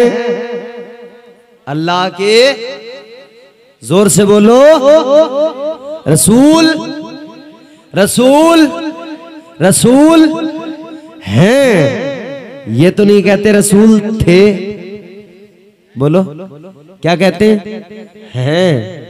हैं। हर इंसान कलमा पढ़ने वाला यही कहता है कि मोहम्मद सल्लल्लाहु ताला अलैहि वसल्लम अल्लाह के रसूल हैं। कोई ये नहीं कहता थे। कल जनाब सिद्दीक़ अकबर ने कलमा पढ़ा, उन्होंने भी कहा है। हज़रत उमर फारूक आज़म ने कलमा पढ़ा, उन्होंने भी पढ़ा है। हज़रत उस्मान गनी ने पढ़ा, मौला अली ने पढ़ा, उन्होंने भी कहा है।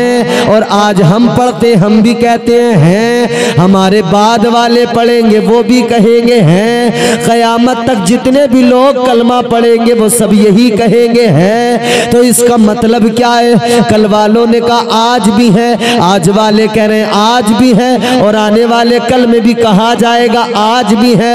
कलमा पढ़ना इस बात की अलामत है, इधर कलमा पढ़ा, इधर मेरे आका की जिंदगी का, इधर मेरे मुस्तफ़ा की हयात का अकीदा भी वाज़े हो गया। हयातुन नबी का अकीदा एक कलमे ने, पहले कलमे के फ़िक्रे ने वाज़े कर दिया कि हमारे आका कल भी दुनिया में मौजूद थे, आज भी है, और सुबह क़यामत तक रहेंगे। मतलब ये हुआ मुस्तफ़ा कल भी जिंदा थे, आज भी जिंदा है, सुबह क़यामत तक जिंदा रहेंगे।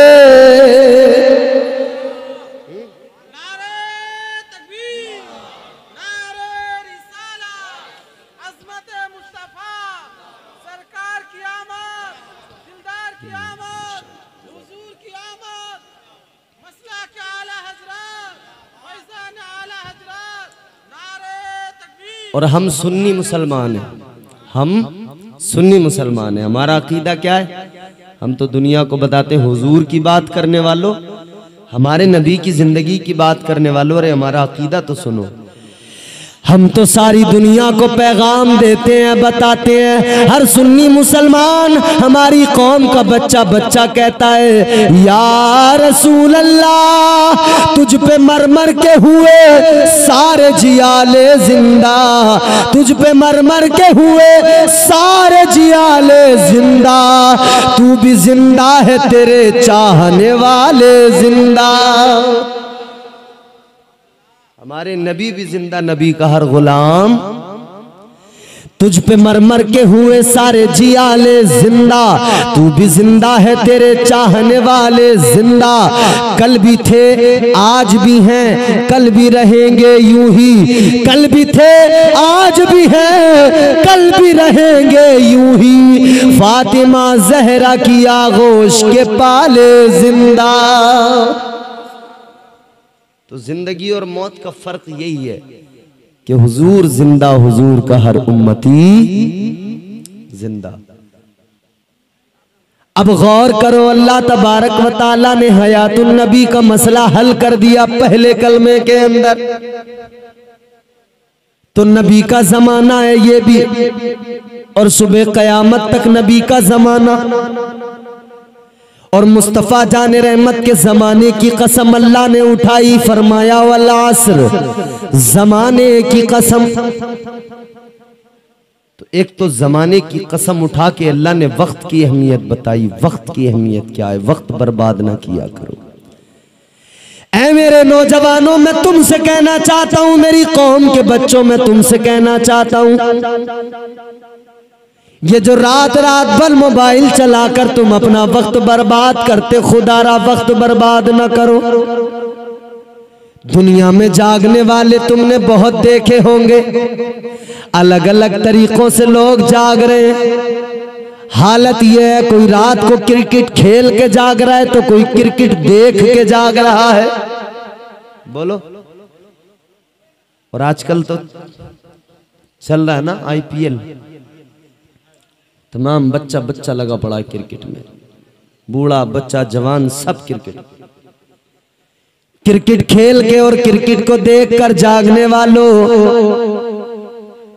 और ये आजकल हमारे नौजवानों में एक और खराबी आई, इस क्रिकेट के नाम पर ये खेल की हद तक तो फिर भी ठीक था, मगर अब ये खेल खेल नहीं रहा, ये तो जुआ बन गया, ये सट्टा बन गया।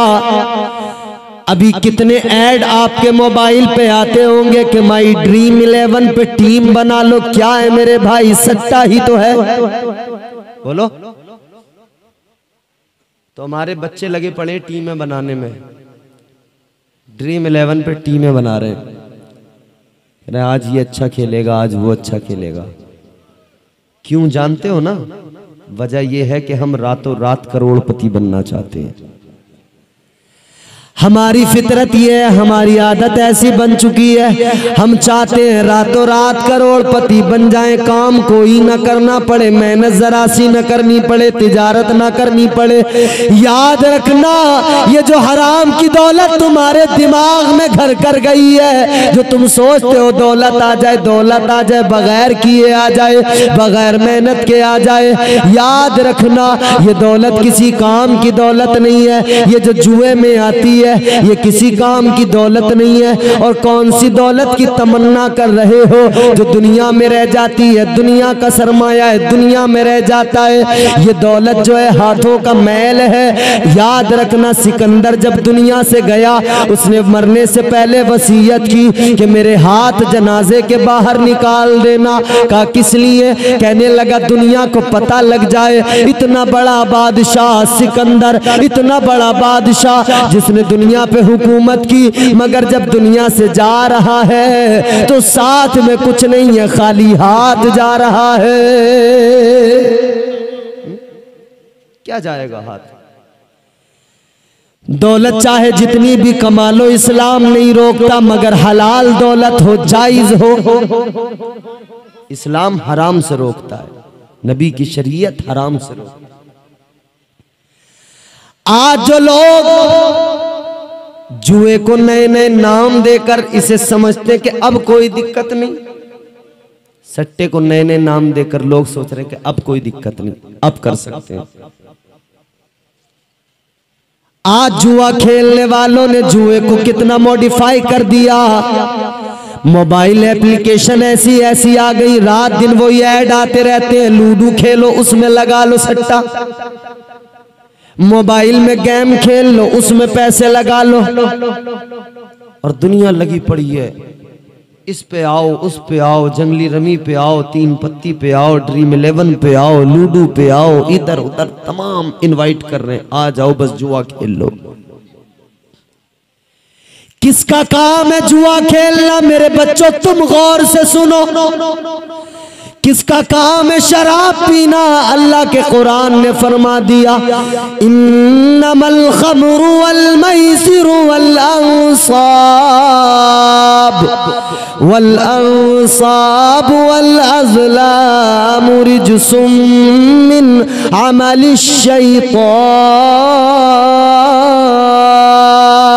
अल्लाह ताला के कुरान ने फरमाया जुआ खेलना, शराब पीना ये किसके काम है? अल्लाह का कुरान कहता है ये काम सारे के सारे शैतान के काम है।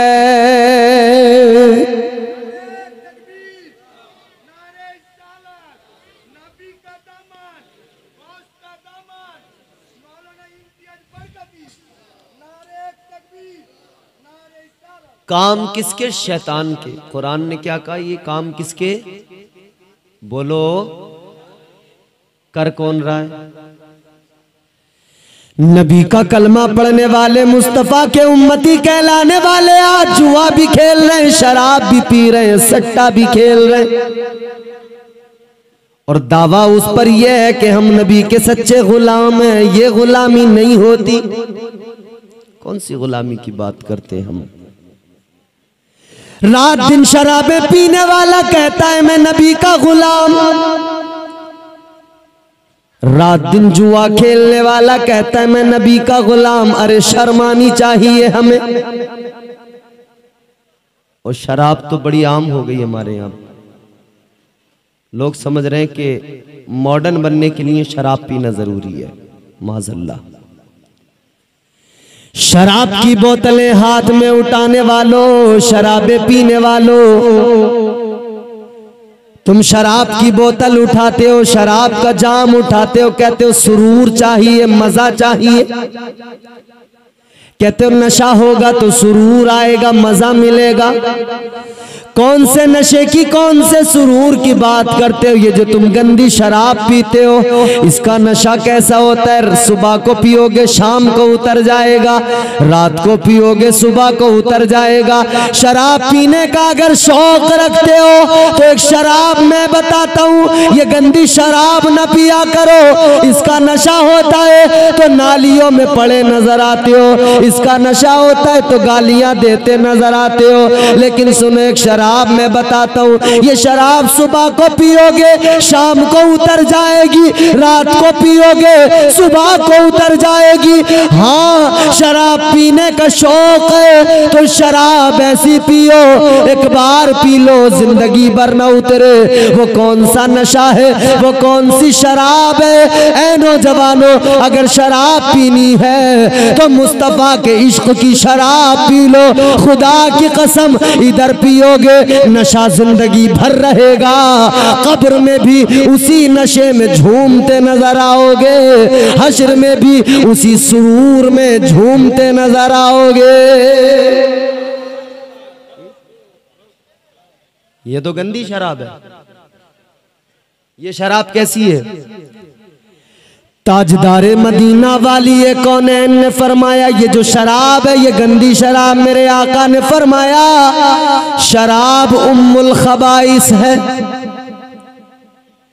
तमाम खराबियों की जड़ है शराब। तमाम खराबियां यहीं से जन्म लेती हैं। और सुनो जरा मुस्तफा का फरमान सुनो, मदीने वाले आके का फरमान सुनो। ताजदारे मदीना ने फरमाया 3 लोग ऐसे हैं। कितने? इधर देखो, इधर मेरी तरफ। 3 लोग। ये आखिरी बातें जरा गौर से सुन लो। ताजदारे मदीना ने फरमाया 3 लोग ऐसे हैं कि उन्हें जन्नत तो बड़ी चीज है, जन्नत की खुशबू भी नहीं मिलेगी। 3 लोग, जन्नत तो मियां बड़ी चीज हो गई, उन्हें जन्नत की खुशबू भी नहीं मिलेगी। कौन है वो 3 लोग? आओ सुनो मुस्तफा जाने रहमत का फरमान सुनो। तुम्हारे मेरे आका ने फरमाया, मदीने के सुल्तान ने फरमाया, पहला वो जो नमाज नहीं पढ़ता, बेनमाजी। मेरे मुस्तफा करीम ने फरमाया बेनमाजी को जन्नत तो बड़ी बात हो गई, आका ने फरमाया बेनमाजी को जन्नत की खुशबू भी नहीं मिलेगी। ये कितनी सख्त बात हो गई ना। हम तो इधर बड़े उछलते हैं ना, हम तो बड़ा शोर करते हैं ना, नारे लगाते हैं, हलक फाड़ते हैं कि हम नबी का दामन नहीं छोड़ेंगे, हुजूर का दामन नहीं छोड़ेंगे, अपने पीर का दामन नहीं छोड़ेंगे, मसरूर मियाँ का दामन नहीं छोड़ेंगे, हम आला हजरत का दामन नहीं छोड़ेंगे, हम गरीब नवाज का दामन नहीं छोड़ेंगे, हम गौसे आजम का दामन नहीं छोड़ेंगे। अरे ओ खुदा के बंदो, दामन छोड़ने की बात तो तब आएगी जब पहले दामन पकड़ लोगे। अभी दामन पकड़ा नहीं, छोड़ने की बातें पहले करने लगे। पहले दामन पकड़ो तो सही। दामन पकड़ने का मतलब क्या समझते हो? क्या ये दामन पकड़ना इसको कहते हैं क्या? दामन पकड़ने का मतलब ये नहीं होता किसी के कपड़े पकड़े जाए। दामन पकड़ने का मतलब होता है अगर हमने काम पीर का दामन नहीं छोड़ेंगे, मतलब ये हुआ पीर का तरीका नहीं छोड़ेंगे। अब देखना पड़ेगा पीर की जिंदगी को। पीर नमाजी है तो मुरीद को चाहिए नमाज पढ़े, और अगर पीर नमाजी है तो ऐसे पीर पे लानत भेज दे उससे दूर हो जाए। मगर हमारे यहाँ क्या हो रहा है? पीर भी बेनमाजी, मुरीद भी बेनमाजी। ना पीर को इतनी फिक्र है ना मुरीद को इतनी फिक्र है। पीर इधर चिलम पी रहा है, गांजा पी रहा है, तो मुरीद भी साथ साथ बैठ के चिलम पी रहे, गांजा पी रहे। ऐसे ऐसे भी तो हैं, बताओ। चिलम पीने वाले पीर होंगे तो खुद सोचो मुरीदों का हाल क्या होगा। जब पीर गंजेड़ी होंगे, नशेड़ी होंगे, तो फिर मुरीद उनके कैसे होंगे? इल्ला माशाअल्लाह, वो भी जाहिल के जाहिल। तो ये याद रहे, हुजूर ने फरमाया नमाज जन्नत की कुंजी है। हुजूर ने फरमाया नमाज मेरी आंखों की ठंडक है। आका ने फरमाया नमाज दीन का सुतून है। तू लाख दुनिया में जो करना करता रहे, अगर नमाज नहीं पढ़ेगा ना, हुजूर ने तो ऐलान कर दिया बेनमाजी को जन्नत तो बड़ी बात हो गई, जन्नत की खुशबू भी नहीं मिलेगी। जन्नत तो बड़ी बात हो गई, जन्नत की खुशबू भी नहीं मिलेगी। पहला बेनमाजी। अब दूसरा, तुम्हारे मेरे आका ने फरमाया, मदीने के सुल्तान ने फरमाया, ताजदारे मदीना ने फरमाया, दूसरा वो जो शराब पीता है। हुजूर फरमाते शराबी को जन्नत तो बड़ी चीज है, जन्नत की खुशबू भी नहीं मिलेगी। और एक रिवायत में है कि दूसरा वो है जो माँ बाप का दिल दुखाता है, माँ बाप को सताता है, उसे जन्नत तो बड़ी चीज है, जन्नत की खुशबू भी नहीं मिलेगी। और तीसरा कौन है? मेरे आका ने फरमाया, तीसरा वो जिसके घर की औरतें बेपर्दा घूमती हो। आका ने फरमाया उसे जन्नत तो बड़ी चीज है, जन्नत की खुशबू भी नहीं मिलेगी। हर स्टेशन पर, हर एयरपोर्ट पर, हर पब्लिक प्लेस में आजकल औरतों का बोलबाला है। हर जगह औरतें नजर आती हैं। कहाँ से जाती हैं ये? कहीं विदेश से तो नहीं आती ना, हमारे तुम्हारे घरों से निकल के जाती हैं ना। हुजूर ने फरमाया जिसके घर की औरतें बेपर्दा घूमती हो, जन्नत तो बड़ी चीज है, जन्नत की खुशबू भी नहीं मिलेगी।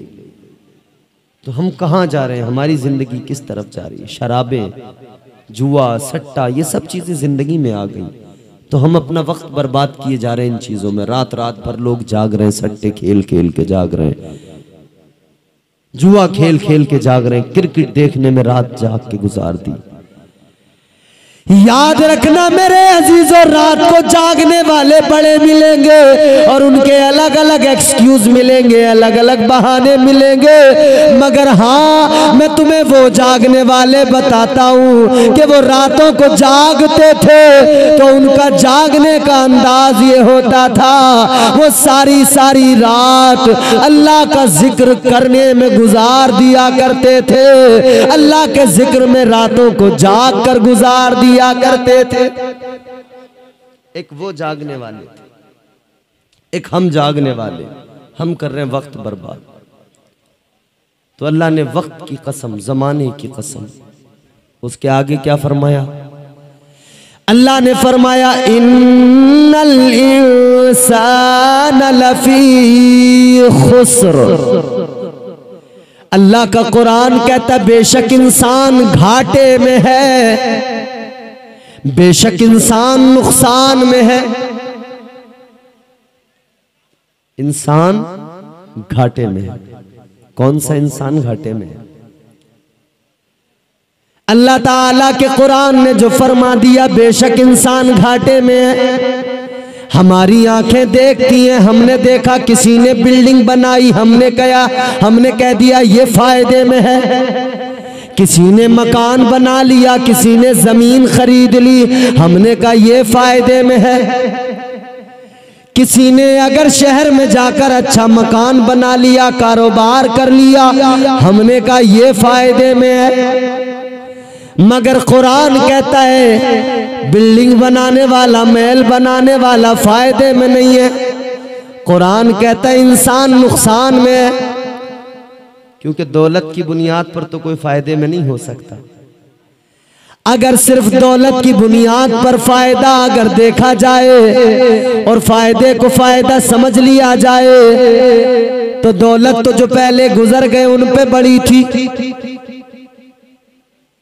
शद्दाद पे बड़ी दौलत थी, कारून पे बड़ी दौलत थी, नमरूद भी बादशाह था, बड़ी दौलत थी, फिरौन भी बादशाह था, बड़ी दौलत थी। लेकिन इन दौलत वालों को अल्लाह के कुरान ने पहली लाइन में खड़ा कर दिया। अल्लाह ताला के कुरान ने फरमाया शद्दाद हो या नमरूद हो या कारून हो या फिरौन हो, जितने भी दौलत रखने वाले बड़े बड़े अमीर कबीर हो, सब नुकसान में, सब घाटे में। और तारीख गवाह है। बताओ फिरौन घाटे में नहीं था, कारून घाटे में नहीं था, फिरौन दरिया में गर्क हो गया। घाटे में था या फायदे में? बोलो, नुकसान में था या फायदे में? नमरूद को एक मच्छर ने दिमाग में घुस के मार डाला, फायदे में रहा या नुकसान में?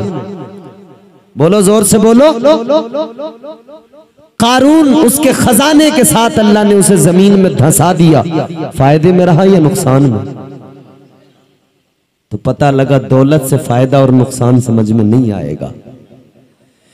तो अल्लाह की बारगाह में सवाल किया जाए मौला दौलत कमाने वाला फायदे में नहीं है, बिल्डिंग बनाने वाला फायदे में नहीं है, माल जमा करने वाला, जमीन खरीदने वाला फायदे में नहीं है, तो या अल्लाह तू बता फायदे में कौन है? तो अल्लाह के कुरान ने बताया इल्लल्लज़ीना आमनू। अल्लाह का कुरान कहता है फायदे में वो है जो अल्लाह और उसके रसूल पर ईमान ले आया। तो दौलत हो या ना हो, ईमान हो, बिल्डिंग हो या ना हो, ईमान हो, प्लॉट हो या ना हो, ईमान हो, जायदाद हो या ना हो, बोलो बोलो, ईमान जरूरी है। ईमान है तो सब कुछ है। ईमान क्या है? एक खाली जमीन की तरह, एक प्लॉट की तरह है। ईमान की जमीन तो मौजूद हो, लेकिन अल्लाह का कुरान कहता है इस पर इमारत भी बनाओ। कौन सी इमारत बनाए? अल्लाह के कुरान ने फरमाया ईमान की जमीन है तो इमारत तैयार करो। कुरान कहता है वामिलुस सालिहात। अल्लाह का कुरान कहता है ईमान सीने में आ गया, ईमान की जमीन मौजूद है तो आमाले सालिहा की इमारत बना लो, आमाले सालिहा की इमारत तैयार कर लो। तो ईमान की जमीन पर आमाल की इमारत तैयार करें, ईमान की जमीन पर आमाल की बिल्डिंग बनाएं। तो पहली कामयाबी, पहला फायदा कि ईमान हो, और दूसरा फायदा ईमान के साथ आमाले सालेहा जिंदगी में हो। ये आमाले सालेहा क्या है? नमाज, रोजा, हज, ज़कात, यही तो आमाले सालेहा। तो बिल्डिंग बनाने के लिए, घर बनाने के लिए जिस तरह आपको ईंटों की जरूरत पड़ती है, सीमेंट की जरूरत पड़ती है, इन सब चीजों की, कंक्रीट की जरूरत पड़ती है, इसी तरह से ईमान की आमाल की जब आप इमारत तैयार करते हैं तो आपको नमाज की जरूरत पड़ेगी, सजदों की जरूरत पड़ेगी, बंदगी की जरूरत पड़ेगी, रोजों की जरूरत पड़ेगी, आमाल सालिहा की जरूरत पड़ेगी। तो अपनी जिंदगी को बेहतर बनाना है तो ईमान जरूरी, ईमान के साथ आमाल जरूरी, आमाल बेहद जरूरी। गुफ्तगू मेरी खत्म हो रही है, आखिरी बात आपसे कह रहा हूं, ईमान के साथ आमाल जरूरी। आज हम अपनी जिंदगियों को देखें, हम वक्त बर्बाद कर रहे हैं, हम अपने परवरदिगार के अहकामात पर अमल नहीं करते, हमारी जिंदगियां उस जाविये पर नहीं गुजरती, उस करीने पर नहीं गुजरती जो करीना अल्लाह रसूल ने हमें अता फरमाया। हुजूर ने क्या सिखाया इस उम्मत को, हुजूर ने क्या पैगाम दिए इस उम्मत को, मुस्तफ़ा ने इस उम्मत को क्या बनाया था और ये उम्मत क्या बन बैठी। हुजूर ने इस उम्मत को क्या दिया था, इस उम्मत से वो सरमाया छिन गया, इस उम्मत से वो दौलत छिन गई, इस उम्मत के सीनों में ईमान की जो दौलत मुस्तफ़ा ने दी थी वो ईमान कमजोर हो गया। याद रखना मेरे अजीज, जिंदगी कामयाब चाहते हो, जिंदगी अगर आप चाहते हो खुशगवार हो जाए तो जरूरी है कि अपना रब से ताल्लुक मजबूत करें, अपने रब को, अपने परवरदिगार को राजी करें, उस रब से अपना ताल्लुक मजबूत करें। वो बहुत प्यार करता है, बड़ा करम करता है, बड़ा फजल करता है। जानते हो अल्लाह ताला कभी तन्हा नहीं छोड़ता। अल्लाह ने फरमाया नहनु अक़रबु इलैहि मिन हब्लिल वरीद। अल्लाह फरमाते मेरे बंदे में तेरी शहरग से भी ज्यादा करीब हूं, शहरग से भी ज्यादा करीब। अल्लाह फरमाता बंदे मैं तेरे इतना करीब हूं, तू पुकार तो सही, तू पुकार तो सही, जरा पुकार के देख। तू अपने रब को पुकारेगा, तू कहेगा ए अल्लाह मेरी मदद फरमा, तू कहेगा या अल्लाह, परवरदिगार की रहमतें फौरन पुकारेंगी। अल्लाह के प्यारे रसूल ने फरमाया, ताजदारे मदीना ने फरमाया, अल्लाह बंदों से इतना करीब है, इतना करीब है। अल्लाह ताला को जब बंदा एक बार पुकारता है, अपने खुदा को बंदा एक मर्तबा पुकारता है तो परवरदिगार की रहमतें उस पुकारने वाले को 70 मर्तबा पुकारती है। अल्लाह की रहमतें 70 मर्तबा उसे कहती हैं हाँ मेरे बंदे, हाँ बोलना, हाँ बोलना, तेरा रब है, तेरा रब तेरे पास है, तू बोल तो सही। तू अपनी शैतान बहकाता है, बंदों को बहुत बहकाता है, मगर रब कितना करम करता है ना, रब ने तन्हा नहीं छोड़ा। अल्लाह ने फरमाया मैं तेरे बहुत करीब हूं, तो शैतान के बहकावे में ना आना। शैतान ने अल्लाह की बारगाह में कहा था मौला तेरे बंदों को बहकाऊंगा। अल्लाह ने कहा था बहका ले, मैं भी अपने बंदों को तन्हा नहीं छोड़ूंगा, करम पे करम करूंगा। शैतान कहने लगा मौला सामने से बहकाऊंगा, सामने से हमला करूंगा। कहने लगा पीछे से बहकाऊंगा, पीछे से हमला करूंगा, दाईं जानिब से बहकाऊंगा, बाईं जानिब से बहकाऊंगा। शैतान ने कहा चारों तरफ से बहकाऊंगा, चारों साइडों से बहकाऊंगा। अल्लाह ताला ने फरमाया ओ शैतान ओ मरदूद, तूने 4 साइडों को चुन लिया, चारों तरफ से तू बहकाएगा, 4 साइडें तेरी, मगर 2 साइडों को तूने छोड़ दिया, वो 2 साइडें मेरी। अल्लाह ने फरमाया तू 4 तरफ से बहकाएगा, 4 साइडें तूने चुन ली, 2 साइडें छोड़ दी, एक नीचे वाली को छोड़ दिया, एक ऊपर वाली समत को छोड़ दिया। तूने 2 समतें छोड़ दी, 2 साइडें छोड़ दी, आगे पीछे दाएं बाएं को तूने चुन लिया, ऊपर नीचे को छोड़ दिया। अल्लाह ने फरमाया, अल्लाह ताला ने फरमाया जब तू मेरे बंदों को चारों तरफ से बहकाएगा, मैं 2 तरफ से करम करूंगा, तू बहकाएगा, बंदे से गुनाह हो जाएंगे, मगर वो जब ऊपर को देखेगा यूं हाथ उठाएगा और जब कहेगा मौला मुआफ कर दे, अल्लाह फरमाता है मैं करम करूंगा, उसके सारे गुनाहों को मुआफ कर दूंगा। ये करम नहीं तो क्या है? शैतान बहकाता है, रब कहता है मेरे बंदे बस तू यूं देख, हाथ उठा, फिर देख तेरे रब की रहमतें आएंगी। अल्लाह ने फरमाया शैतान तूने नीचे वाली साइड को भी छोड़ दिया, मैं उस तरफ से भी करम करूंगा। तू बहकाएगा मगर मेरा बंदा जब सर झुकाएगा, जब मेरी बारगाह में आएगा, पेशानी को जमीन पे रखेगा, सर को झुकाएगा नीचे, अल्लाह फरमाता है वो सर झुकाएगा, मेरी रहमतें उसे आगोश में ले लेंगी, मैं उस पर इतना करम करूंगा, उसके गुनाहों को मुआफ कर दूंगा। तो तुम रब से रिश्ता मजबूत करने के लिए कम से कम अपना सर तो झुकाओ, कम से कम अपनी पेशानी तो झुकाओ, कम से कम यूं हाथ उठा के उस रब से फरियाद तो करो। फिर रब की रहमतें तुम्हें आगोश में न लें तो फिर कहना अल्लाह ताला बड़ा करीम है, बड़ा करम करने वाला है। अपने रब से रिश्ता मजबूत करिए, आका से मोहब्बत जी जान से दिल से मोहब्बत कीजिए, हुजूर से अपना रिश्ता मजबूत कीजिए। अल्लाह तबारक व ताला ये रिश्ता हमारा सलामत रखे। अल्लाह की बारगाह में दुआ है, परवरदिगार आलम खालिक कायनात आज के इस जलसे को कबूल फरमाए।